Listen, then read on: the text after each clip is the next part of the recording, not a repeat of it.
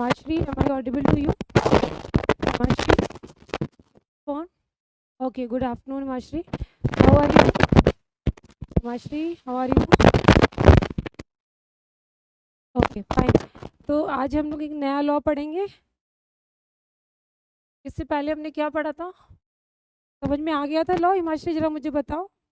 जो हमने trust act पढ़ा था वो कम्प्लीटली आपको समझ में आ गया? Very good. रिवाइज किया? रिवाइज करते रहो उसको. राइट. एनीवेज, आज जो हम लोग डिस्कस करेंगे वो करेंगे the Assam land requisition and acquisition act of 1964. Right.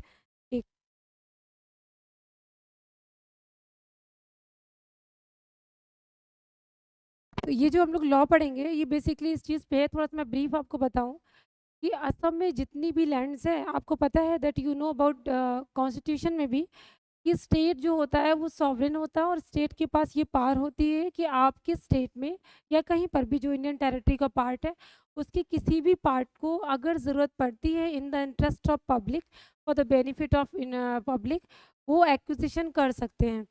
तो इसी चीज़ पे जो असम का ये जो लॉ है ये बेसिकली बात करता है कि इन केस अगर स्टेट ऑफ असम में अगर स्टेट गवर्नमेंट को कभी लगता है that yes now it is very important, now it is a requisition that we need to require some part of land, may be वो ओनरशिप किसी पर्टिकुलर पर्सन की है बट वहाँ रिक्वायर करेंगे कि हमें किसी इम्पॉर्टेंट कंटेक्स्ट पे या पर्पस के साथ हमें ये लैंड आपकी रिक्वायर करनी है. इसके लिए प्रॉपर ऑफिशियल नोटिफिकेशन आएगा, आपको सुना जाएगा एंड आफ्टर दैट जब ऑब्जेक्शन नहीं होंगे तब उस कंडीशन में जो स्टेट है वो आपकी लैंड को एक्वायर करेगा. बट प्लीज़ रिमेंबर कि अगर आपकी लैंड को रिक्वायर किया जाता है then it is always important for understand कि आपको एक रीजनेबल कंपनसेशन दिया जाएगा.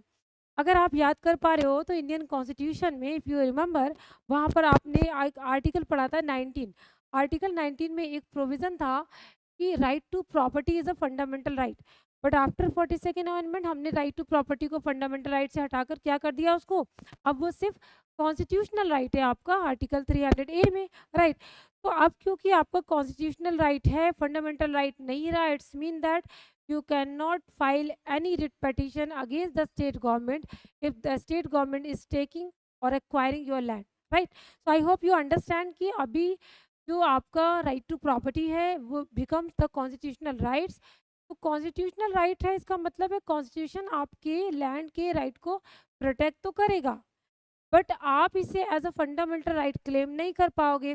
तो जहाँ कहीं भी ज़रूरत पड़ेगी स्टेट को वो लैंड को रिक्वायर करेगा. बट प्लीज़ रिमेंबर अगर आपने आर्टिकल 21 पढ़ा था, आप हमेशा पढ़ते हो कि कोई भी लॉ, कोई भी आप लॉ बनाओ वो लॉ जस्ट फेयर और रिजनेबल होना चाहिए. तो ये चीज़ हमेशा याद रखिए कि अगर आपका ये जो लैंड लॉ है, ये जो लैंड एक्विजिशन एक्ट है जिसका पूरा नाम है the Assam land requisition and acquisition, दो वर्ड यहाँ पर यूज़ हुए हैं. एक यूज़ हो रहा है रेक्विजिशन. राइट. हाँ, एक यूज़ हो रहा है रेक्विजिशन और प्लीज़ रिमेंबर दूसरा वर्ड यूज़ हो रहा है एक्विजिशन. दोनों टर्म को आप समझिए कि इस लॉ का बेसिकली पर्पस क्या है. ठीक है. तो एक तो है कि हम रिक्विजिशन करेंगे, दूसरा है हम एक्विजिशन करेंगे. प्लीज़ रिमेंबर दोनों वर्ड्स का अपना डिफरेंट डिफरेंट मतलब होता है. requisition का मतलब होता है कि you need to make that kind of requisition that yes we need your land for some certain purpose and it is very important for the state to make an official notification कि हमें आपकी land की requisition है, हम demand कर रहे हैं. The thing is सबसे पहले आप रिक्वायर करो कि हमें आपकी लैंड की requisition है. क्यों requisition है इसके लिए आप सेक्शन 3 पढ़ोगे और सेक्शन 4 पढ़ोगे. सो प्लीज़ रिमेंबर सेक्शन 3 एंड 4 में हम ये पढ़ेंगे कि अगर आपको requisition है, आपको मतलब स्टेट को, तो क्या करेंगे. एंड देन फिर आप इसमें पढ़ते हो, एक पढ़ते हो सेक्शन 6 और प्लस प्लीज़ रिमेंबर एक पढ़ते हो सेक्शन 9. एक आप पढ़ोगे सेक्शन 6 और एक पढ़ोगे सेक्शन 9. ये दोनों जो सेक्शन हैं ये दोनों भी आपके इसी रेक्विजिशन पे अप्लाई होते हैं. तो रेक्विजिशन का मतलब है स्टेट गवर्नमेंट के लिए ये मैंडेटरी है कि स्टेट गवर्नमेंट बताएगी कि असम की कौन कौन सी वो लैंड है जिसके लिए उसको रिक्वायर है, उसको वो रिक्वायर कर रहे हैं कि सर्टेन पीस ऑफ लैंड हमें ज़रूरत है. क्वेश्चन ये आता है, what are the important purpose, only for this purpose you can make the requisition. So please remember section 4 talks about कि सेक्शन 3 में आपको कुछ इंपॉर्टेंट सरकमस्टांसेस दिए गए हैं कि कब आपको ज़रूरत होगी, आपको मतलब कब स्टेट कहेगा कि यस हमें आपकी लैंड की ज़रूरत है, दैट इज़ फर्स्ट थिंग। और अगर आपको रिक्विजिशन होती है देन सेकंड थिंग आती है, अगर आपकी रिक्विजिशन रीजनेबल है तो सेक्शन 4 में आप डिलीवरी की डिमांड कर दोगे, मीन्स टू से आप एक्वायर कर लोगे। तो एक तरफ आप रिक्वायर करोगे, रिक्वायर मीन्स डिमांड करोगे, दूसरी चीज़ अगर आपकी डिमांड रीजनेबल होगी, अकॉर्डिंग टू लॉ होगी, देन आप उस प्रॉपर्टी को क्या कर सकते हो, एक्वायर कर सकते हो। So basically these two words have been use, requisition, acquisition under the Assam land acquisition act. Please remember इसको हम दो तरीके से पढ़ेंगे। एक जो आपका असम का लैंड रिक्विजिशन और एक्विजिशन एक्ट ऑफ 1964 है, ये एक्ट नंबर 15 है। तो प्लीज रिमेंबर ये act number sorry act number 15, ये आपको याद रखना है कि ये एक्ट नंबर कौन सा है, 15 है, राइट। एंड देन आपका 1964 में ये अप्लाई आ रहा है आपका।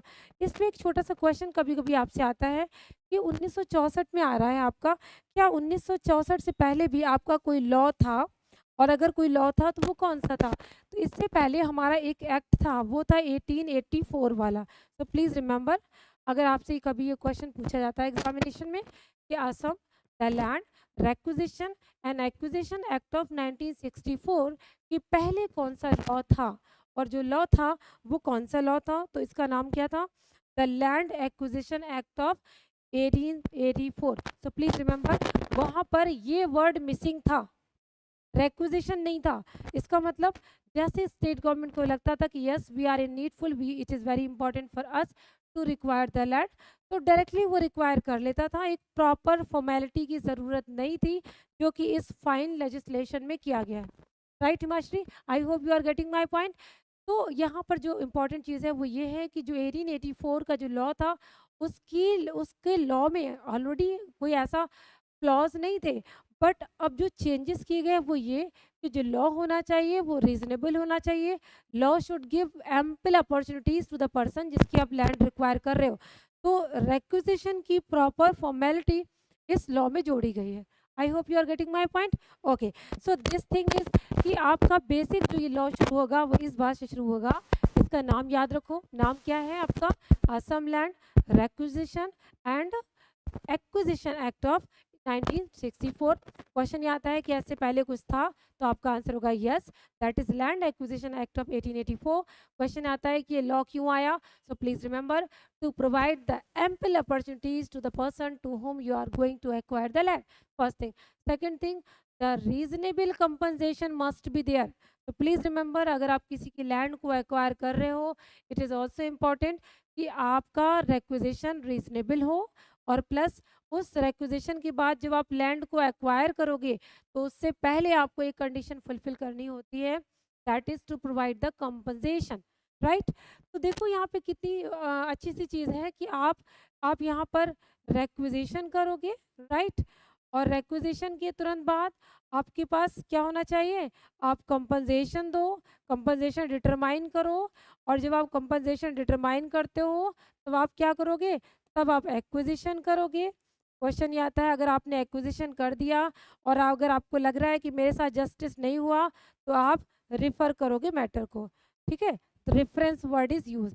तो बेसिकली पूरा जो लॉ है वो इन्हीं प्रोसेस पर डिपेंडेड है कि आप रिक्वायर करोगे, फिर आप एक्वायर करोगे, कंपनसेशन असर्टेन करोगे, और अगर ज़रूरत पड़ी तो कलेक्टर आपके जो आपकी बेसिक जो आपका प्रॉब्लम है, इशू है कि भाई हम एग्रीव्ड हैं, हमें जस्टिस नहीं मिला, हमारी प्रॉपर्टी की, हमारी लैंड की वैल्यू तो 1 करोड़ थी, आपने तो हमें 1000 दिया, कोई भी ऐसी चीज़ है के लिए कलेक्टर आपकी बात को सुनता है, और सुनने के बाद में आपके मैटर को सिविल कोर्ट में रिफ़र भी कर देगा। And I hope you understand कि सिविल जो कोर्ट्स होते हैं वो प्रॉपरली प्रॉपर्टी के मैटर्स को according to the whole complex और जो कि फ्लेक्सिबल प्रोसीजर है उसको आपको जस्टिस प्रोवाइड करते हैं। ये मोटा मोटा जो रफ आइडिया है वो मैं आपको बताना चाह रही हूँ। तो ये चीज़ अब क्वेश्चन ये आता है कि आपकी मैं बताऊं कि अगर हम इस लॉ को स्टार्ट करेंगे एज यूजुअल हिमाश्री क्या होता है आपका एक्ट नंबर क्या है? आई होप कि आपको पता है एक्ट नंबर क्या है Himashree, act number 15, right. And second चीज़ है इसका डेट ऑफ इन्फोर्समेंट बताओ, तो डेट ऑफ इन्फोर्समेंट भी इसका याद रखो। Date of enforcement is what, that is called 29 July 1964, यानी 29 जुलाई, एक ध्यान दीजिएगा 29 जुलाई 1964 को यहाँ प्रेसिडेंट ने साइन किया है। आई होप हिमाश्री आप समझ पा रहे हो, प्रेसिडेंट ने साइन तो कर दिया, बट क्वेश्चन ये था क्या ये लॉ कब इन्फोर्स में आया, कब से स्टेट गवर्नमेंट को ये पावर मिली कि वो आपकी लैंड को एक्वायर कर सकता है। सो प्लीज़ रिमेंबर यहाँ एक बड़ी इंटरेस्टिंग सी चीज़ है, ये कह रहे हैं कि with the immediate effect, with the immediate effect. जरा सेक्शन 1 देखिएगा, सेक्शन 1 का, सेक्शन 1 में आप पढ़ोगे तो सेक्शन 1 में दो बातें हैं जो मुझे लगता है बड़ी इंपॉर्टेंट है। एक, कहाँ अप्लाई होगा, पूरे असम में अप्लाई होगा। क्वेश्चन आता है क्या असम का कोई ऐसा पार्ट है, वॉइस क्रैक हो रहा है मैम, वीडियो रुक गई हिमाचली, आई थिंक थोड़ा सा फिर नेटवर्क इशू होगा आपके साइड से, क्योंकि यहाँ से तो एकदम स्मूथली चल रहा है, राइट। अब एक बार से फिर से रीलॉग इन करो, रिज्वाइन करो हिमाचली, ताकि बेटर ढंग से आप कर पाओ। ओके, सो बेसिकली ये असम में अप्लाई होता है एंड देन क्वेश्चन ये आता है कि कब से अप्लाई होता है। तो इसमें एक वर्ड दिया है और वो वर्ड बहुत इंपॉर्टेंट है, that at once it will be force. Enforce कैसे होगा, it will be enforce at once, and this is something which is very important, right. At once तुरंत आप इसको इनफोर्स में ला सकते हो। इसीलिए क्वेश्चन यहाँ पर आता है कि अब बताइए कि आपका जो ये लॉ है ये किस दिन से इन्फोर्समेंट इसका होता है।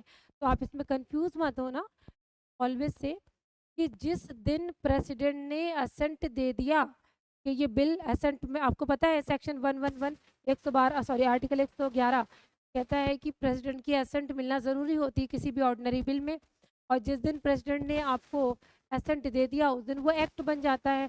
तो जिस दिन एक्ट बना उसी दिन अकॉर्डिंग टू दिस सेक्शन 1 आपका एट वंस अप्लाई हो जाएगा, ठीक है।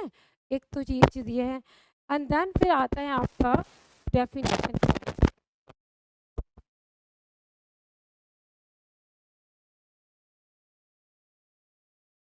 ठीक है, डेफिनेशंस मीन्स टू से, अब आप पढ़ोगे what are the important sections in which we have used particular word.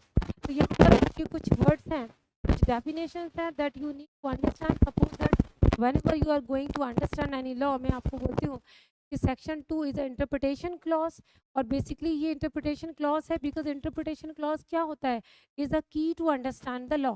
सो ये जो आपका सेक्शन 2 है ये आपको बताता है कि according to this law what is the meaning of court. तो सबसे पहला वर्ड यूज हो रहा है कलेक्टर की डेफिनेशन क्या है।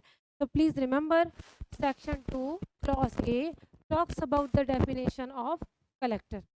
तो आप कलेक्टर की डेफिनेशन पढ़ोगे, और जब आप कलेक्टर की डेफिनेशन पढ़ोगे उस कलेक्टर की डेफिनेशन में क्या दिया है that becomes important for you.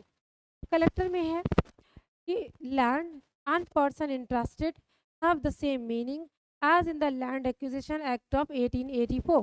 So please remember, this law does not talk about the clear definition of this collector. तीन words हैं यहाँ पर, एक आपका collector word is used, right? And the next word is that is used in the land word is used, and after that we are using here that the person who is interested in that land. तो यहाँ पर person interested को आप ले लो, right? So these are the three words that has been used under this law. And please remember that section 2 does not say anything about collector की definition, ये आपको नहीं बताता, it is just a directory provision. It says that अगर आपको समझना है what is the meaning of collector then you will have to move toward the act of 1884. तो इस लॉ में आपको जाना पड़ेगा।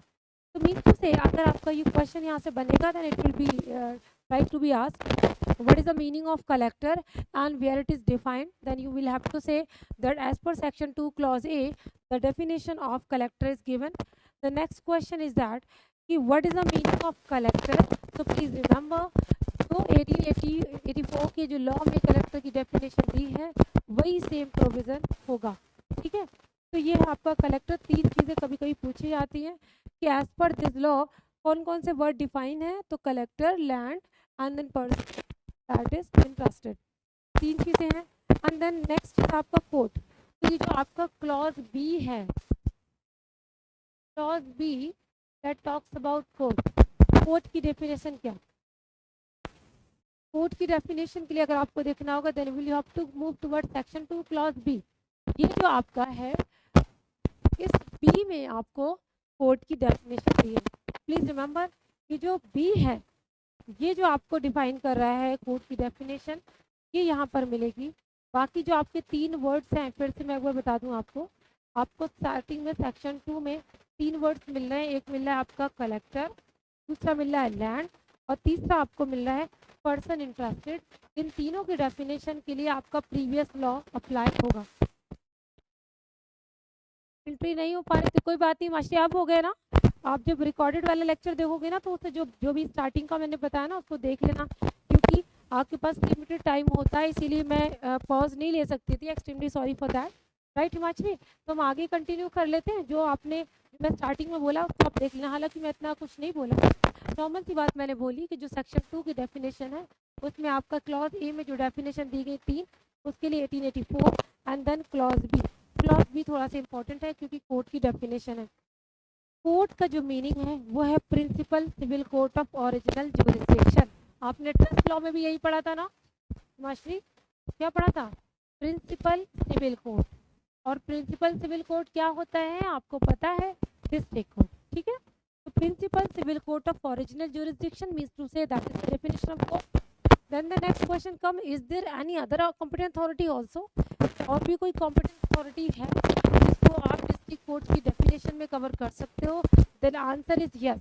And how you are going to cover it, please understand. यहाँ पर आप एडिशनल जज को भी ले सकते हो, राइट, एडिशनल जज को ले सकते हो। And then the next question is that is there anyone else, तो आप ले सकते हो कोई भी ऐसा मुंसिफ।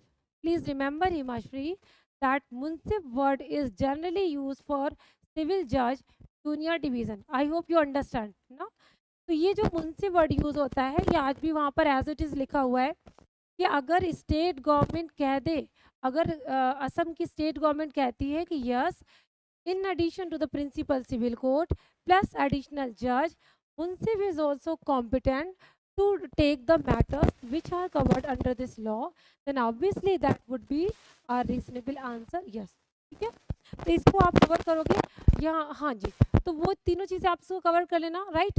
कि अगर ये एग्जाम में क्वेश्चन आए कि कोर्ट की डेफिनेशन में क्या आता है, आप बोलोगे principal civil court yes, additional जज यस, मुंसिफ यस, बट प्लीज रिमेंबर मुंसिफ के लिए इंपॉर्टेंट कंडीशन ये है कि उसको स्टेट गवर्नमेंट कॉम्पिटेंट अथॉरिटी मान रहा है, then only can you say that yes munsif is also a जज, अदरवाइज यू कांट, राइट। तो इसको तभी आप करोगे। नेक्स्ट चीज़ जो आपकी इंपॉर्टेंट है कि आप असम सिविल कोड एक्ट पढ़ रहे होगे अभी, I hope that you have already taken the class. आप असम सिविल कोड एक्ट पढ़ रहे हो, अगर उसमें कोई कॉम्पिटेंट अथॉरिटी है, then answer is yes, that particular competent authority may also be covered under this law, right। तो इसको भी लिखना। then एक important definition है, that is displaced person। ये आपकी important definition है in the context of the examination, that it says कि आपका displaced person क्या होता है, right हिमाश्री। तो displaced person means to say what, अगर हम बोलना चाहें कि yes this is a person who is displaced person, और जैसे ही पर्सन डिस्प्लेस्ड हो जाता है तो स्टेट गवर्नमेंट की ये रिस्पॉन्सिबिलिटी हो जाती है कि उसको सफिशिएंट कॉम्पनसेशन दे। ठीक है, अब सोचो हिमाश्री, क्वेश्चन तो ये आएगा ना कि किसको आप कहोगे कौन है डिस्प्लेस्ड पर्सन, इसीलिए ये डेफिनेशन बहुत इंपॉर्टेंट है। डिस्प्लेस सी मतलब सी से यहाँ पे कवर कर लो आप कि ये सी में डिफाइन है, ठीक है। डिस्प्लेस पर्सन का मतलब क्या होता है, इट्स मीन दैट अगर आप इंडियन नेशनल मूवमेंट्स पढ़े होंगे आपने, then you know that after the partition of India and Pakistan, जो लोग पाकिस्तान चले गए थे, और obviously they also have some property. आपको पता है कि जो ईस्टर्न और वेस्टर्न पार्ट है, जिसमें कि जो बांग्लादेश वाला जो पार्ट है वो, और असम की जो बाउंड्रीज हैं, आपको पता है कि वो एक दूसरे से एडजॉइनिंग बाउंड्रीज होते हैं।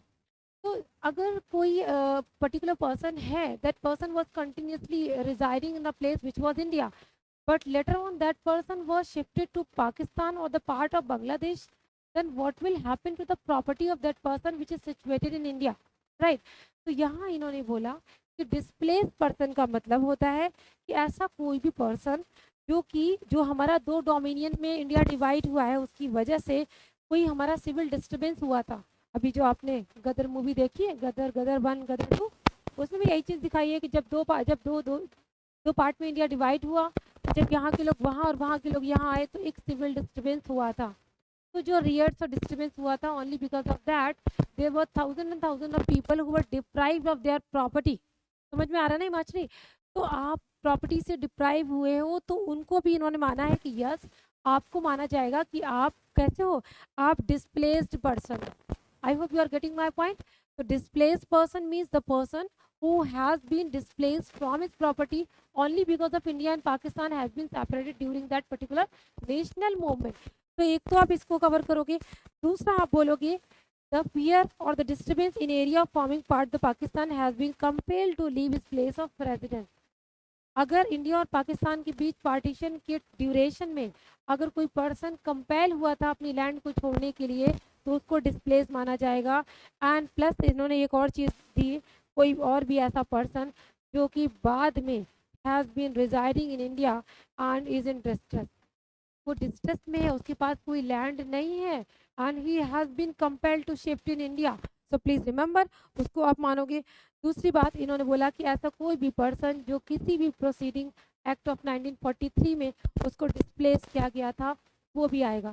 सिंपली इन डेप्थ अगर आप ना भी पढ़ो, आप सिंपली याद रखना डिस्प्लेस पर्सन का मतलब होता है जो कि फियर ऑफ डिस्टर्बेंस की वजह से उसने अपनी लैंड को छोड़ा है। ठीक है। क्लॉज डी अगर जहाँ जहाँ इस लॉ में आप पढ़ोगे Himashree, please try to understand. आप देखो जनरली क्या होता है, आपको पता है कि अगर आपकी कोई लैंड है स्टेट अक्वायर करेगी, आपको कंपनसेशन देगी। जनरली स्टेट कंपनसेशन किसको देती है? तो आंसर इज यस, ओनर को तो दोगे ना, आप किसी और को तो नहीं दोगे। But the important thing is that owner का मतलब क्या? तो जो ओनर का मतलब है, इस ओनर का मतलब आपको जानना इंपॉर्टेंट हो गया। इसीलिए इन्होंने क्लॉज डी में ओनर को डिफाइन कर दिया कि भाई कंपनसेशन दोगे किसको, लैंड लोगे किसकी, रिक्वेजिशन भेजोगे किसको, नोटिफिकेशन किसके बिहाफ पे पब्लिश करोगे, ओनर पता तो होना चाहिए आपको। दो चीज़ें हैं, मान लीजिए आप आइडेंटिफाई कर पा रहे हो कि yes he is the person, he is the owner, तब तो आसानी है।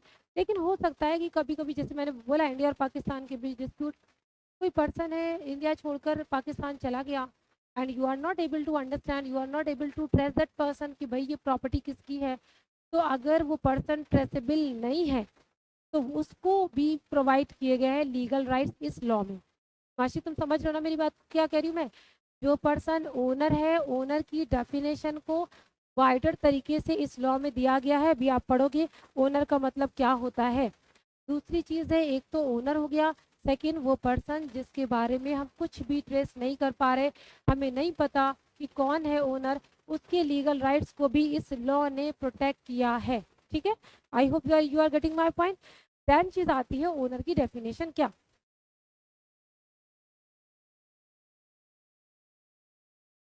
ओनर में आपका प्रोप्राइटर आएगा और एक चीज़ और आएगी, पट्टा होल्डर। बस यहाँ पे गलती मत करना हिमाश्री, समझ रहे हो? ये पट्टा होल्डर को ओनर में इंक्लूड कर लेना। जनरली पट्टा होल्डर मीन्स टू से लीज होल्डर, और lease holder is not a owner. लेकिन इस लॉ में पट्टा होल्डर को भी ओनर की डेफिनेशन में कंक्लूड किया गया है। एंड प्लस एक और चीज़ को कंक्लूड किया, को शेयरर्स। ये मैं छोटी छोटी सी आपको जो बातें बता रही हूँ वो इसलिए क्योंकि अगर एग्जामिनर को आपका क्वेश्चन पेपर कॉम्प्लिकेटेड बनाना होगा तो वो आपको ओनर की डेफिनेशन से भी क्वेश्चन पूछ सकता है। I hope you are getting my point. Owner में क्या क्या आता है? Owner means the person, means to say proprietor. ठीक है, प्रोप्राइटर तो आता ही आता है, उसके बाद पट्टा होल्डर भी आता है एंड को शेयरर भी आता है। इनको कवर करो। And next thing is that prescribed की मीनिंग। प्रेस्क्राइब्ड इतना इंपॉर्टेंट नहीं है। अब हम आ जाएंगे अपने सबसे इम्पोर्टेंट सेक्शन में, जिसने कि हमें अपॉर्चुनिटीज़ दी है कि हम एक प्रॉपर फॉर्मेट में एक लॉ को इंट्रोड्यूस करें, राइट। और ये है आपका रेक्विजिशन, राइट। तो रेक्विजिशन को थोड़ा सा हम पढ़ते हैं। कह रहे हैं कि रेक्विजिशन क्या है और कब ज़रूरत पड़ती है स्टेट गवर्नमेंट को। हिमांशु क्या बोले, जिसके नाम पे पट्टा दिया है वही, ऑफ कोर्स वही, बिल्कुल सही कह रहे हो आप। जैसे आप सपोज करो कि मैं असम में रहती हूँ, मैं खेती करती हूँ, कल्टीवेशन करती हूँ, बट मेरे पास कोई लैंड नहीं है। तो हो सकता है कि स्टेट गवर्नमेंट ने मुझे एक लैंड दिया हो और मुझसे कहा हो तुम पट्टा होल्डर हो गए, लीज होल्डर हो गए। इस पर्सन को भी इस लॉ ने कहा है कि तुम ओनर हो। अब इसका मतलब समझ रहे हो क्या है? अगर मैं ओनर नहीं थी, but for the purpose of cultivation I am holding that land, और अगर स्टेट उस लैंड को एक्वायर कर रहा है तो मुझे कंपनसेशन देगा, मुझे नोटिस देगा, मेरे राइट को सुनेगा, मुझे मौका देगा बोलने के लिए। That is what. Okay, anyways, तो रेक्विजिशन क्या है इसको हम देखेंगे, section 3 which is very important. देखो मैं इसको पढ़ के सुना दे रही हूँ आपको, तो इससे आपको आसानी हो जाएगी कि रेक्विजिशन मीन्स व्हाट। रेक्विजिशन जो आप पढ़ोगे उसमें सेक्शन आपका जो 1 है, सेक्शन 3 है आपका, वो आपको बताएगा कि रेक्विजिशन क्या है। ठीक है, तो ये आप देख लो रेक्विजिशन। पावर ऑफ रेक्विजिशन किसके पास है? एक तो आपका यहाँ से क्वेश्चन आता है, रेक्विजिशन की पावर किसके पास है? That is state government, right. State government या फिर कोई भी ऐसा पर्सन जिसको कि स्टेट गवर्नमेंट ने ऑथराइज किया है कि जाओ आप जाके इस चीज़ की रेक्विजिशन कर लो। I hope you are getting my point. And plus remember, necessary होना चाहिए। ऐसे नहीं कि स्टेट ने कह दिया कि हमें 10 एकड़ ज़मीन की ज़रूरत है और हमारी ज़मीन चली जाएगी क्योंकि स्टेट ने कह दिया। नो, होना क्या चाहिए? It must be necessary to do so for maintaining supplies and services of essential to life of community. जो लोग वहाँ पे रह रहे हैं उन लोगों की सर्वाइवल के लिए लैंड की ज़रूरत है। ठीक है ना? क्योंकि आप सोचो हिमाश्री कि जो स्टेट होता है वो सॉवरेन होता है, उसका काम होता है to maintenance of public law and order. साथ ही साथ अगर आप याद करो तो हम डीपीएसपी पढ़ते हैं, directive principle of state policy, जिसमें हमने पढ़ा है कि स्टेट स्ट्राइव करेगा आपको इकोनॉमिक और सोशल जस्टिस प्रोवाइड करने के लिए। और अगर आपको इकोनॉमी के लिए हम स्ट्रॉन्ग करना चाहते हैं तो it becomes very important that कि आपको वो सारे मीन्स अवेलेबल कराएं जिससे कि आप ट्रेड सेक्टर में स्मूथली काम कर पाएँ। Transportation, conveyance, heart, fair, each and everything, road, ये सब चीज़ों को कंस्ट्रक्शन के लिए ऑब्वियसली आपको लैंड की ज़रूरत पड़ेगी। तो ये सब लैंड के लिए, यानी कि अकोमोडेशन, उनके पास घर नहीं है, रैन बसेरा देना है, आप उनको मकान देना चाह रहे हो, है ना? इंदिरा गांधी आवास योजना बाद में बदल के जो भी नाम हो गया, ट्रांसपोर्ट देना है, आपको कम्युनिकेशन करना है, इरिगेशन फैसिलिटी देना है, हो सकता है फ्लड कंट्रोल करने के लिए आपको ज़रूरत पड़ जाए, है ना? एंटी इरोजन करना है। एंटी इरोजन करने का क्या तरीका होता है हिमाश्री? अगर बहुत ज़्यादा इरोजन हो रहा है, सॉइल इरोजन हो रहा है, तो उसको कैसे रिलीफ पहुँचाओगे आप? बताओ बताओ, जल्दी से बताओ। ठीक है, तो ये सारी चीज़ें हैं। तो आप कह सकते हो फॉरेस्टेशन। ठीक है मास्टरी, पेड़ लगाओगे, और जब आपको बहुत सारा फॉरेस्टेशन करना होगा तो ऑब्वियसली आपको लैंड की ज़रूरत पड़ेगी, और लैंड स्टेट के पास है नहीं, लैंड हिमाचली के पास है। स्टेट क्या करेगी? आपसे रिक्विजिशन करेगी कि हिमाचली आपके पास लैंड है, बहुत सारी लैंड है, और हम चाहते हैं कि हम for the purpose of economic social justice लोगों के लिए हमें वहाँ पे ट्रांसपोर्टेशन करना है, तो आप अपने यहाँ की जो लैंड का पार्ट है वो हमें दे दो। तो प्लीज़ अंडरस्टैंड कि ये चीज़ें हम करेंगे। इसमें क्या क्या दिया आप इस बुक आप देख लीजिएगा कि क्या क्या सब्जेक्ट्स के हो सकते हैं। देखिए पर्पस इसका इम्पोर्टेंट है। सेक्शन 3 में ये दिया गया है कि कौन कौन से वो पर्पस हो सकते हैं जिनकी वजह से स्टेट रिक्विजिशन का नोटिफिकेशन इशू करेगा। ठीक है मास्टरी, तो वो सारे पर्पस आप एक बार देख लेना कौन कौन से पर्पस हैं।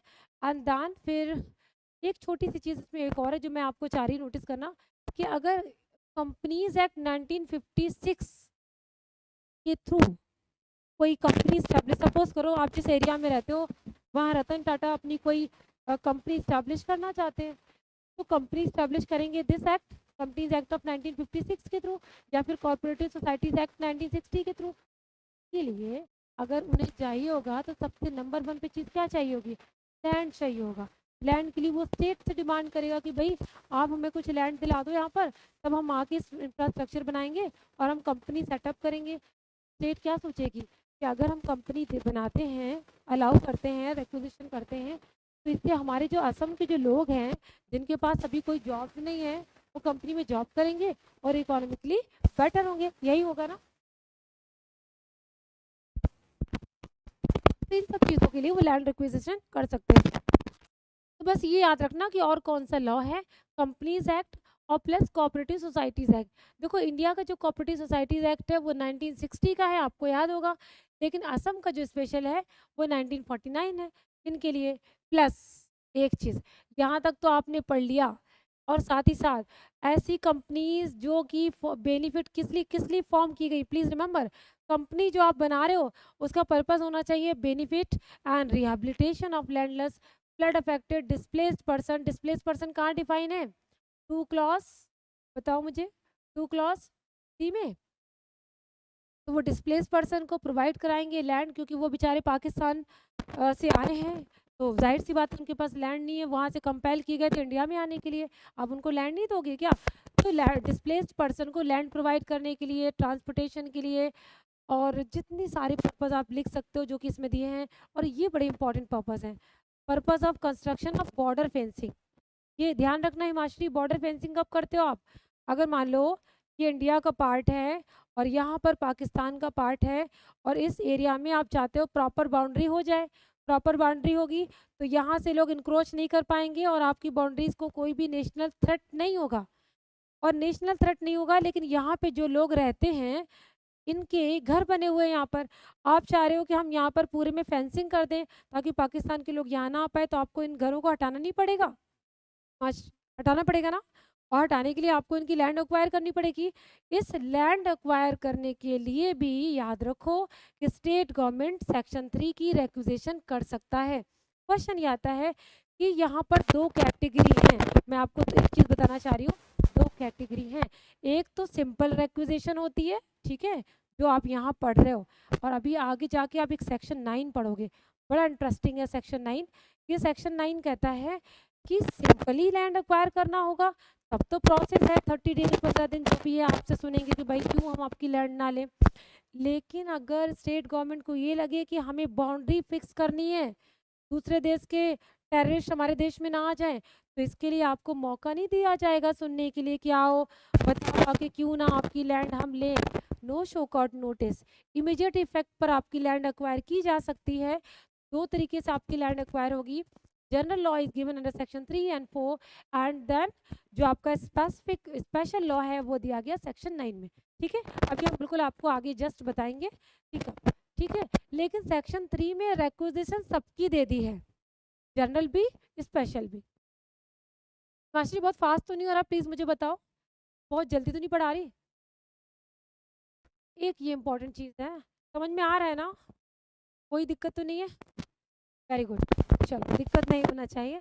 एक छोटी सी चीज़ है मास्टर जी, मैं आपको थोड़ा ध्यान दिलाना चाह रही हूँ कि यहाँ पर एक एक छोटी सी चीज़ क्या रह गई थी, हाँ ये रह गया था कि अगर मान लो कि कोई टेम्पल है वहाँ पर, मॉस्क है वहाँ पर, या फिर हो सकता है कि कोई रिलीजियस सेरेमनीज होती हैं वहाँ पर, मुझे ये बताओ क्या स्टेट उस पर्टिकुलर जो आपका ये जो टेम्पल है, ठीक है, जो टेम्पल है इस जगह पर अगर मान लो रोड यहाँ से ऐसे आ रहा है, तो क्या इस लैंड पे जो कि ये जो टेम्पल है इस लैंड को एक्वायर किया जा सकता है, यस और नो? तो यहाँ पर ध्यान दीजिएगा, यहाँ पर एक चीज़ लिखी है जो मैं आपको थोड़ा ध्यान दिलाना चाह रही हूँ, इसी सेक्शन 3 में, जो कि पर्पस बता रहा है कि provided that no land use for the purpose of religious worship shall be requestioned under this section. Please remember Himashri, इस सेक्शन में किसी भी कीमत पर रिलीजियस पर्पस से यूज की जाने वाली लैंड का एक्विजिशन नहीं होगा, ठीक, बात समझ में आ गई? इसका मतलब इस सेक्शन में नहीं होगा, अगर कोई अदरवाइज होगा तो हो सकता है कि नहीं हो सकता है हिमाश्री, मुझे ये बताओ, अदरवाइज कहीं हो सकता है, बताइए, अदरवाइज हो सकता है? आपका आंसर है यस, अदरवाइज हो सकता है, बिल्कुल होता है ना, इस सेक्शन में नहीं होगा। तो प्रीलिम में क्वेश्चन यहाँ से बनता है, बहुत जनरल क्वेश्चन है, पूछ सकते हैं कि सेक्शन 3 में रिक्विजिशन किस किस लैंड की होगी, उसमें 3 तो देंगे जो ऊपर लिखे थे, लेकिन एक दे देंगे रिलीजियस पर्पज से, इसको तुरंत बाहर कर देना कि नो इस सेक्शन में तो हम नहीं लेंगे, ठीक है। एंड दैन फिर आप बाकी आप पढ़ोगे कि अगर मान लीजिए प्रोवाइड करते हैं, अगर ये नेसेसरी होता है, नेसेसरी किसके लिए, कि अगर कोई पर्सन है जिसके पास लैंड है जो कि लेस देन है प्लस डिस्प्लेस्ड पर्सन है shall not be requestioned unless the person interested in the land has been given an opportunity of making representation against it within such time and manner. Please remember, यहाँ पर right to be heard मिल रहा है आपको. अब यहाँ पे एक question बन गया कि right to be heard किसको मिल रहा है. देखो, सिर्फ रिक्विजिशन हो जाना इज नॉट अ थिंग कि आपका हमने लैंड एक्वायर कर लिया. रिक्विजिशन के टाइम पर आपका राइट, आपका सुनने का राइट नहीं लेता. मीन्स से अगर स्टेट को लगता है किसी लैंड पे हमें लैंड ट्रांसपोर्टेशन करना है, आप कोर्स ले लेगा, आपसे नहीं पूछेगा. रिक्विजिशन की बात करी हूँ मैं सेक्शन 3 में. अभी वो आपकी प्रॉपर्टी ले नहीं रहा है, लेगा तब तो आपकी बात सुनेगा. लेकिन ये बात हमेशा याद रखो, अगर कोई ऐसा पर्सन है जो कि डिस्प्लेस्ड पर्सन है within the meaning of section 2 clause C, या कोई ऐसा पर्सन है जिसके पास बिल्कुल मिनिमम लैंड है, जो कि उसके पास वही एक लैंड बची है, तो उसको रेक्विजिशन भी नहीं दे सकता स्टेट गवर्नमेंट जब तक कि उसकी बात को सुनना लिया जाए. I hope you are getting my point. Periodic पट्टा भी एक बार देखो, इस लॉ में ये चीज़ नहीं दी गई कि पीरियडिक पट्टा होगा कि नहीं. पीरियडिक पट्टा का मतलब देखिए, हमेशा मैं आपको जैसे कहती हूँ, अगर किसी लॉ में स्पेसिफिकली ये बात नहीं दी गई कि इनको हमने एक्सक्लूड किया है, तो बेनिफिशियल लेजिस्लेशन जो भी होते हैं उनका पर्पस होता है मैक्स टू मैक्स लोगों को बेनिफिट देना. तो अगर पीरियडिकल भी आपके पास पट्टा है तो भी आप ओनर की डेफिनेशन में आ जाओगे. ठीक है, unless and until expressly not denied. एक तो ये चीज़ है. तो एक फिर इसके बाद सेक्शन 3 दैट इज, एक चीज़ जो ये आपका प्रोविज़न है दिस वन. यहाँ जो चीज़ है यही आपको सेक्शन 9 से आपको डिफरेंट करती है. ध्यान दीजिएगा, हमने रेक्विजिशन कर दी ना, रेक्विजिशन करने में हमने आपकी बात नहीं सुनी. यहाँ देखिए, when the order of requisition is made by an authority other than state government. बड़ी अच्छी सी बात है कि स्टेट गवर्नमेंट करेगा तो आपकी बात नहीं सुनेगा. कब सुनेगा? अगर डिस्प्लेस पर्सन होगा. लेकिन अगर आपने पढ़ा था ना कि रेक्विजिशन स्टेट भी कर सकता है प्लस रेक्विजिशन अदर देन कोई पर्सन भी कर सकता है जिसको स्टेट ऑथोराइज करेगा. अगर स्टेट ने किसी और को ऑथराइज कर दिया है, हिमाश्री प्लीज रिमेंबर, यहाँ गलती मत करना. ऐसा पर्सन जब तक कि उस पर्सन को इन 30 डेज की प्रायर नोटिस नहीं देता एंड उसको उस प्रायर नोटिस में वो स्टेट गवर्नमेंट से अपील नहीं कर देता, तब तक डिसीजन फाइनल नहीं हो जाता, तब तक की रेक्विजिशन फाइनल नहीं होगी. समझ में आ रहा है हिमाश्री की नहीं समझ में आ रहा है? इसका मतलब आप रेक्विजिशन स्टेट गवर्नमेंट करेगी तो रेक्विजिशन कर सकती है. डिस्प्लेस पर्सन होगा तो आपको मौका दिया जाएगा सुनने का. लेकिन अगर स्टेट के अलावा कोई और रेक्विजिशन करता है तो उस कंडीशन में प्लीज़ रिमेंबर वो 30 डेज की प्रायर नोटिस देगा. उस 30 डेज में आपके पास मौका रहता है कि आप स्टेट गवर्नमेंट से अपील कर सकते हो कि सर मेरी लैंड पर रिक्वायर मत करो. एंड देन अगर वो स्टेट गवर्नमेंट कहता है कि यस आपकी बात जायज़ है, तब वहाँ पर कुछ नहीं होगा. अदरवाइज आपका वही ऑर्डर रेक्विजिशन का फाइनल हो जाएगा. ठीक है मास्टरी, समझ में आ गया ना? सेक्शन 3 का हमने एक एक पॉइंट डिस्कस करा है, कुछ नहीं छोड़ा, बिकॉज हम नहीं चाहते कि इसमें से कुछ भी आए और आप ना कर पाओ. It is important. अपील कहाँ जाएगी? सेक्शन 3 में अगर कोई रिक्विजिशन करेगा अदर देन कोई स्टेट गवर्नमेंट, उसकी अपील स्टेट गवर्नमेंट से होती है. और नोटिस कितने दिन की होगी? 30 डेज की. दोनों पॉइंट अपने पास रख लो. अपील कहाँ पर करोगे? हिमाश्री नोट्स में लिख लेना. स्टेट गवर्नमेंट के पास कितना दिन टाइम है? 30 डेज. राइट. अब आपने कर दिया रेक्विजिशन. रेक्विजिशन के जस्ट बाद आपका काम आता है power to take possession of the requisition land. आपने रिक्वायर किया, आपने पार्टीज को सुन लिया, पार्टीज के ऑब्जेक्शन ले लिए, there is no reasonable objection, then the order is final. जैसे ही रेक्विजिशन का ऑर्डर फाइनल होता है, अब स्टेट गवर्नमेंट सेकंड स्टेप क्या लेगी? इसका मतलब अब सेकंड स्टेप है कि अब तुमसे पोजेशन ले लिया जाएगा. ठीक है, इसीलिए कहा गया है कि जैसे सेक्शन 3 की रेक्विजिशन कंप्लीट होती है उसके जस्ट बाद होगा क्या? आपको एक टाइम दिया गया है, रीजनेबल टाइम. उसमें सुनने के बाद दैन फिर स्टेट गवर्नमेंट आपसे लैंड एक्वायर करेगा. हाउ? देखिए, स्टेट गवर्नमेंट में बाय ऑर्डर इन राइटिंग, लिखित में लेगा, डायरेक्ट करेगा ओनर को. ओनर कहाँ डिफाइन है? ओनर कहाँ डिफाइन है बताइए? 2 क्लॉज डी में ओनर को नोटिस देगा कि देखिए हमने आपके अगेंस्ट रिक्विजिशन किया था, now we want your land. Secondly, एक छोटी सी चीज़ है जो आपको और ध्यान देनी है कि आपने जो ओनर की डेफिनेशन पढ़ी थी 2 क्लॉज डी में, वहाँ आपने टेनेंट को तो नहीं पढ़ा था, but according to this section tenant is also covered. Tenant को भी आप नोटिस देते हो, नोटिस इन राइटिंग। और any other person who may be in the possession, अगर कोई भी पर्सन उस समय फिजिकली उस पर्टिकुलर प्रॉपर्टी को पोजेस किए हुए है तो उसको बोलेगा, अगर टेनेंट है तो उसको बोलेगा, अगर कोई पोजेशन में नहीं तो ओनर को बोलेगा, रिटर्न में नोटिस देगा कि देखो हमने आपके अगेंस्ट एक रेक्विजिशन किया था, that requisition is already become final, अब आप क्या करोगे, अब आप जो है लैंड को डिलीवर कर दो। Whether at the time of requisition at any time thereafter before the land is released from the requisitions under section 8। अब ये एक छोटी सी चीज़ है कि रिलीज ऑर्डर भी आप पढ़ोगे, मैं अभी आगे आपको बताऊंगी। रिलीज ऑर्डर दिया गया सेक्शन 8 में, प्लीज रिमेंबर हमने सेक्शन 3 की बात की ना हिमाश्री, क्या बताया आपको कि आप रेक्विजिशन करोगे, and in that case of requisition अगर आपका जो कंसर्न है वो ये कि देखो हमारी लैंड को रिक्वायर मत करो, और उसके बाद आपने अपील कहाँ पे की थी मास्टरी, स्टेट गवर्नमेंट के पास।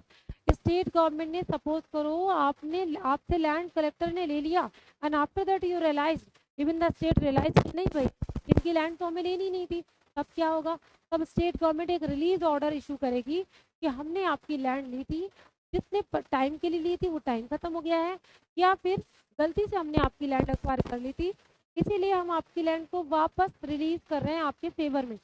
तो अगर सेक्शन 8 में रिलीज ऑर्डर हुआ है तो कोई बात नहीं, अदरवाइज अगर रिलीज ऑर्डर नहीं आया, ठीक है, आपको हमने सुन लिया, रेक्विजिशन ऑर्डर सुन लिया, then finally the state government will let you know that to make the surrender of that particular land obviously. तो यहाँ पर आपसे क्या करेगा, आपको बोलेगा कि please now you need to surrender the land, because आप देखिए आपके अगेंस्ट हमने रेक्विजिशन किया था, and requisition already become final, requisition final हो गया है, कोई ऑब्जेक्शन हमने सस्टेन नहीं किया, collector has given that kind of order, आपने स्टेट गवर्नमेंट को अपील की थी, appeal has been rejected completely. Now अब क्या होगा, अब आपके पास आता है, आपके पास कोई ऑप्शन नहीं मास्टरी, you will have to surrender. और क्या सरेंडर करना पड़ेगा, आपको अपनी लैंड को सरेंडर करना होगा, और प्रॉपर्टी का पोजेशन डिलीवर करना होगा। किसको डिलीवर करोगे, ये चीज़ इंपॉर्टेंट है, प्लीज रिमेंबर, आप डिलीवर करोगे कलेक्टर को, राइट, कलेक्टर को डिलीवर करोगे, या फिर हो सकता है कि किसी और पर्सन को कलेक्टर ने ऑथराइज कर दिया, collector is very busy, collector किसी और काम में बिजी है, तो collector can authorise someone else कि भाई ऐसा करो, इनके अगेंस्ट रिक्विजिशन ऑर्डर हुआ था और इनसे आप लैंड को ले लेना, ठीक है, तो आप ले लोगे। तो यहाँ पर ये सारी चीज़ें आ जाएंगी इसमें के अंदर सेक्शन 4 में। अच्छा एक चीज़ बताओ माश्री, जस्ट इमेजिन कि हमने आपके अगेंस्ट एक रेक्विजिशन ऑर्डर दिया, राइट, एक्विजिशन ऑर्डर फाइनल हो गया, आपकी अपील रिजेक्ट हो गई, आपको सरेंडर करना था, आपने अपनी लैंड को सरेंडर नहीं किया, आपके अगेंस्ट रिलीज ऑर्डर भी नहीं आया है सेक्शन 8 में आपके फेवर में, आपने मना किया, तो आप पे कुछ ना कुछ पनिशमेंट तो होना चाहिए ना, इसके लिए आपका सेक्शन 4 का क्लॉज, राइट, सेक्शन 4 क्लॉज 2 भी आप आगे पेनल्टी पढ़ोगे, यहाँ पर ये कहा गया कि अगर आपने रिफ्यूज कर दिया कंप्लाई करने से इस ऑर्डर को, तो क्या होगा, स्टेट गवर्नमेंट या कोई भी पर्सन जिसको ऑथराइज किया जाए, in addition to any other provision of this act, इस एक्ट में जो और कुछ प्रोविजन है, वो और कुछ प्रोविजन क्या है, पेनल्टी, अभी हम आगे पढ़ेंगे, तो और कुछ जो प्रोविजन है पेनल्टी का जो कि आप सेक्शन 16 में पढ़ोगे, वो तो अप्लाई होगा ही होगा। साथ ही साथ इस सेक्शन में एक चीज़ है कि आप फोर्स यूज कर लेंगे, master I hope you getting my point, कि through force the state can take your land, I hope you got it. तो ये दो चीज़ें हैं, एक तो फोर्स यूज करके आपकी लैंड को ले लिया जाएगा, प्लस अगर पेनल्टी होगी कहीं अदरवाइज या पनिशमेंट होगी अंडर दिस सेक्शन, वो भी आपके साथ होगा। इविक्शन, हाँ इविक्शन, देखो इविक्शन इज व्हाट, इविक्शन का मतलब ही होता है कि आपको निकाल देना, निकालने का ऑर्डर, तो वो फोर्सफुल अगर आप तो डिलीवरी लेंगे तो इट इज इविक्शन। तो आप बिल्कुल सही कह रहे हो, आपने पर्टिकुलर वर्ड यूज करा है, इविक्शन ऑर्डर, ठीक है। टाइम फिर और कुछ बच रहा है इसमें, नहीं बच रहा। फिर इसके बाद सर्विस ऑफ नोटिस है, नोटिस की आपको नोटिस देना है, किसको किसको नोटिस देना है, आप ओनर को नोटिस दो, टेनेंट को नोटिस दो, या जो और उस प्रॉपर्टी को कब्जे में ले रखा उसको नोटिस दो, एंड इन दिस तरीके से नोटिस दो। नोटिस देने के बाद फिर आप उस पोजेशन में एंटर करोगे, एंड फिर आपसे लैंड को ले लिया जाएगा, जस्ट इट, ठीक है। हाँ, इसमें एक चीज़ और भी है कि आप, देखिए तो मैं इसको क्या ही डिटेल में बताऊँ, जस्ट इट ना हिमाश्री, इसको बस यहीं से ड्रॉप करो इस प्रोविज़न को। एक छोटी सी चीज़ जो मैं चाह रही हूँ, ये क्लॉज 5 में देखो, अगर मान लो आपकी जो लैंड है जिसका रिक्विजिशन हुआ है और आपको वो लैंड देना है, सपोज करो अगर उसमें कोई क्रॉप हो तब क्या करोगे, ठीक है, या उसमें कोई बिल्डिंग हो, कोई कंस्ट्रक्शन हो तब क्या करोगे। तब प्लीज़ रिमेंबर, अगर आप सपोज करो इस लैंड पे, ये ए लैंड है, इस लैंड पर स्टेट गवर्नमेंट ने बोला था कि हमें एक्विजिशन चाहिए और वो एक्विजिशन फाइनल हो गया, आपकी लैंड ली जा रही है, लेकिन जब एक्विजिशन ऑर्डर आया था उस समय वहाँ पे छोटे छोटे से प्लांट्स थे, अब वो प्रॉपर ट्री के रूप में हो गए हैं, तो इन ट्रीज का कंपनसेशन नहीं दोगे क्या, दोगे। तो यहाँ पर ये चीज़ है कि आप एडिशनली इंटाइटल्ड हो जाते हो उन सारे कंपनसेशन को लेने के लिए जो उस बिल्डिंग, कंस्ट्रक्शन या क्रॉप से आपको मिलना था, ठीक है। तो ये चीज़ थोड़ा सा ध्यान रखिएगा कि इसको छोड़ना नहीं है, रीजनेबल कंपनसेशन में सब चीज़ आते हैं। रिपेयर ऑफ बिल्डिंग, यानी कि अगर कोई लैंड है जो स्टेट गवर्नमेंट रिक्वायर कर रही है और उस जो पर्टिकुलर लैंड है उसमें कोई बिल्डिंग है और उस बिल्डिंग की जो कंडीशन है वो काफ़ी यू कैन से कोलैप्स होने वाली है, ये कमज़ोर है, वीक है, दैन स्टेट गवर्नमेंट डायरेक्शन दे सकती है कि भाई रीजनेबल टाइम पे आप इसका कंस्ट्रक्शन करा लो। हालांकि section 5 is not as important, तो हम इसको छोड़ सकते हैं, ठीक है। अब आ जाओ आपका दूसरा word acquisition, which is important, ठीक है ना। रिक्विजिशन आपने कहाँ पढ़ी थी मास्टरी, सेक्शन 3 में, अब एक्विजिशन कहाँ पढ़ोगे, सेक्शन 6 में, ये दोनों एक साथ पढ़ने होते हैं। Where any land has been requisitioned under section 3, the state government may use or deal with such manner as may appear to be inexpedient and may require such land publishing in the official gazette। ये बहुत important है, किसी की भी अगर आप land ले रहे हो, एक्वायर कर रहे हो, तो ऑफिशियल नोटिफिकेशन में आप ज़रूर दो। मान लो स्टेट कह रहा है कि हमने ए बी सी और डी इन चारों की ज़मीन को एक्वायर किया है बट ऑफिशियल नोटिफिकेशन नहीं दिया, तो आप सोच सकते हो उसके कितने प्रेजुडाइज होंगे mastery. Can you imagine that, there any case law on that.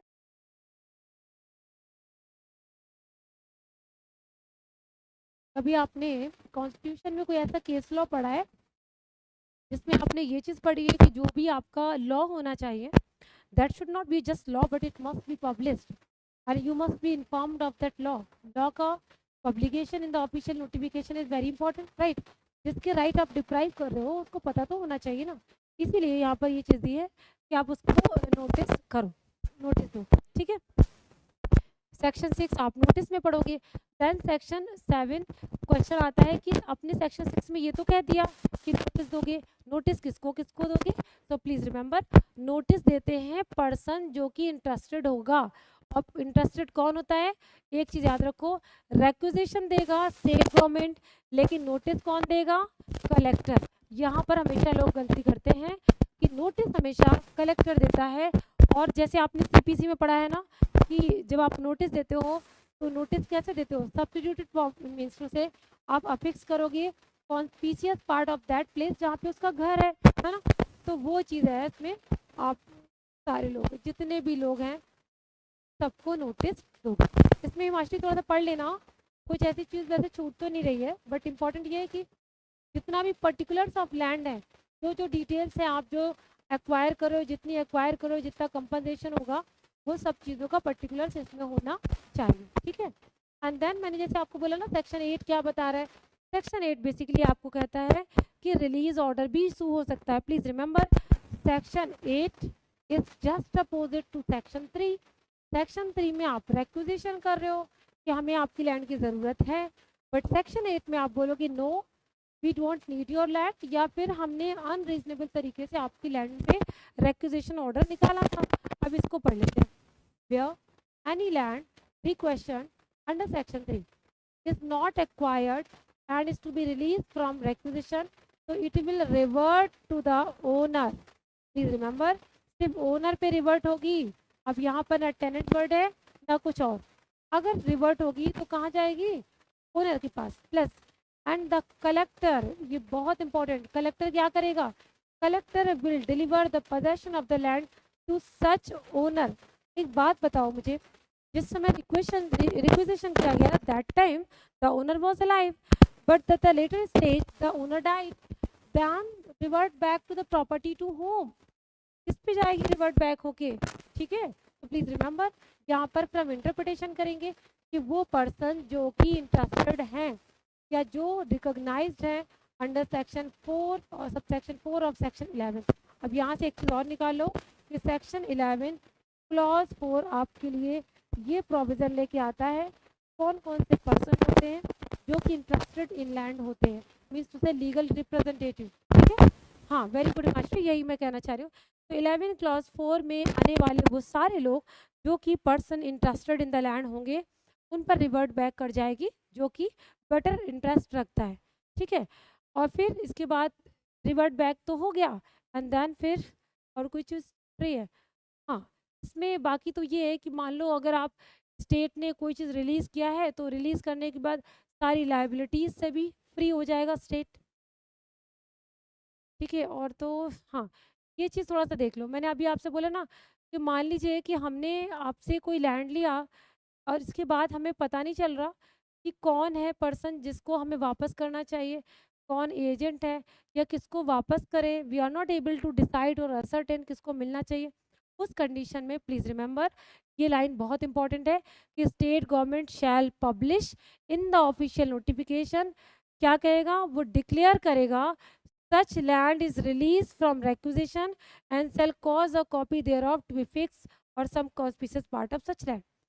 अगर कोई पर्सन नहीं आ रहा समझ में कि कौन ट्रेसेबल है, किसको रिवर्ट बैक करनी चाहिए, तो एक ऑफिशियल नोटिफिकेशन में पब्लिश करेंगे कि ये लैंड जो है वो रिलीज़ हो रही है, इसको हम रिक्वायर नहीं कर रहे हैं। तो ऑब्वियसली बात है जो कि पर्सन इंटरेस्टेड होंगे वो ऑब्जेक्शन फाइल करने के लिए यहाँ पर पहुँच जाएंगे, ठीक है मास्टरी। आपका क्लास कितने बजे तक है मास्टर जी, मुझे बताओ। 4:10 to कितने बजे तक है आपका ड्यूरेशन? 4:10 तक, ऑलमोस्ट आपका इतना ही हो पाएगा, राइट। तो हम सेक्शन 1 को कवर और कर सकते हैं, सेक्शन 8 को तो ठीक है। इसका जो ना मैं आपको एक काम करूँगी, कल ना आपको एक शॉर्ट का ब्रीफ नोट्स आपको बता दूंगी ताकि ना आपको पढ़ने में भी आसानी हो और 2 दिन में हमें ख़त्म करना है इसको, है ना। तो स्पीडी एक्विजिशन अभी मैं आपको बता दे रही हूँ, स्पीडी कर लें मास्टर, इसको कवर कर लेना, स्पीडी एक्विजिशन बस कर लेते हैं। मैंने आपको सेक्शन 3 में बताया था कि जब भी रेक्विजिशन होती है तो रेक्विजिशन में बहुत सारे पर्पस दिए हैं कि किन किन पर्पस से स्टेट गवर्नमेंट आपकी लैंड को एक्वायर कर सकता है। अब आप याद करो वहाँ पे हमने कुछ पर्पस पढ़े थे बिल्कुल जनरल इन नेचर थे, लेकिन मैंने आपको बताया था कि सपोज करो कि अगर कोई लैंड ऐसी जगह पर सिचुएटेड है जिसकी स्टेट को इसलिए ज़रूरत है because to make fencing to protect the borders so that the other country is not going to attack you in your national interest। जैसे कि पाकिस्तान, बांग्लादेश या किसी भी स्टेट से अगर हमारा बाउंड्री एडजॉइनिंग है तो वहाँ आपको लैंड की ज़रूरत ऑब्वियसली होगी। क्वेश्चन ये आता है whether it is now justiciable that first of all you need to make a requisition, you need to ask a permission from the owner of property कि भाई हमें आपकी लैंड की ज़रूरत है। रीज़न बीइंग कि हम नहीं चाहते कि दूसरे कंट्री से जो हमारी फेंसिंग हो सकती है हम प्रॉपरली अपने बॉर्डर्स को सिक्योर कर सकते हैं। या आपको याद होगा चेक पोस्ट लगाते हैं हम लोग ना, बांग्लादेश के साथ जो हमारा बॉर्डर्स होते हैं उसमें हम लोग ने बहुत सारे चेक पोस्ट लगा के रखे हैं। तो अगर हमें चेक पोस्ट बनाने हैं, उन चेक पोस्ट के लिए अगर आपको लैंड की ज़रूरत है तो सेक्शन 3 ने भी पहले कह दिया था कि तब ज़रूरत नहीं है आपको रीजनेबल अपॉर्चुनिटी देने की। सेक्शन 8 और ज़्यादा कह रहा है, सॉरी सेक्शन 9 वो कह रहा है इमीडिएट इफेक्ट पे without giving any kind of information you can acquire speedily and the land for the works and other development measures in connection with। किस पर्पस से, अब देखो पर्पस कौन से है यहाँ पे प्रीलिम क्वेश्चन बनता है, किस किस पर्पस से आप इमीडिएट इफेक्ट्स पर स्टेट को ये राइट देते हो कि लैंड एक्वायर हो जाएगा। प्लीज़ रिमेंबर एक तो होता है फ्लड कंट्रोल, है ना। फ्लड कंट्रोल की अगर आपको पॉसिबिलिटी लग रही है then without asking any permission of the owner you can take and acquire the land with immediate effect। secondly anti erosion, मैंने आपको बोला forestation करना है, embankment and drainage system and for the और ये for the construction of borders जो कि बहुत important है, borders आपको करना है and allied work including the border roads and check post connected there with along with Bangladesh। और यही चीज़ आपकी important है कि यहाँ बांग्लादेश वर्ड दिया है और कोई भी देश नहीं दिया। सो please remember I am expecting you from that कि सिर्फ बांग्लादेश के साथ जो आप बॉर्डर शेयर कर रहे हो उसमें अगर आपको चेक पोस्ट बनाना है या आपको बॉर्डर सिक्योर करना है या आपको फेंसिंग करना है, only on that purpose you can acquire the land without making any kind of requisition. I hope you are getting my point. तो ये चीज़ है आपकी जिसमें कि मैंडेटरी हो जाता है एंड देन आपको देना पड़ेगा। लेकिन लेकिन ऐसा नहीं है कि कुछ होगा ही नहीं। यहाँ पर प्लीज़ रिमेंबर, स्टेट गवर्नमेंट या कलेक्टर ऑर्डर इन राइटिंग लिखेगा, तो लिखित में दोगे, ऐसे नहीं कि आपने बोल दिया कि जाओ हमको सारी लैंड ला के दो। नो। अच्छा, आप बॉर्डर में ही रहते हो, तब तो आपको इस चीज़ का रियलिटी पता होगा। मतलब कहते हैं ना, तो लॉ एक लिखा होता है, एक रियल में अप्लाई होता है। तो I don't know, I have never been experience this kind of situation and I think you better understand this, right? तो आप सोचो इस चीज़ को। इनफैक्ट मुझे भी शेयर करिएगा कल आप इस चीज़ को, बिकॉज अभी तो we are running with time, कि is it really happening that the state government without taking any kind of permission from you acquired the land on the purpose that we are going to make that kind of fencing constructions, right? तो ये चीज़ है जिसके लिए, हाँ, but authorities याद रखना, that is state government plus collector, right? Anyways, so we can wind up this session by making all of these sections together. Section 9, section 1 to 9 हमने cover कर लिए हैं. Tomorrow we will try to complete this law, right? थोड़ा सा जल्दी करेंगे, complete हो जाएगा. इसको रिवाइज कर लेना हिमाश्री, समझ में आ गया? I hope you are getting education everything. Okay okay okay, so we can wind up this class for today. We will meet tomorrow. We'll complete this session. Thank you.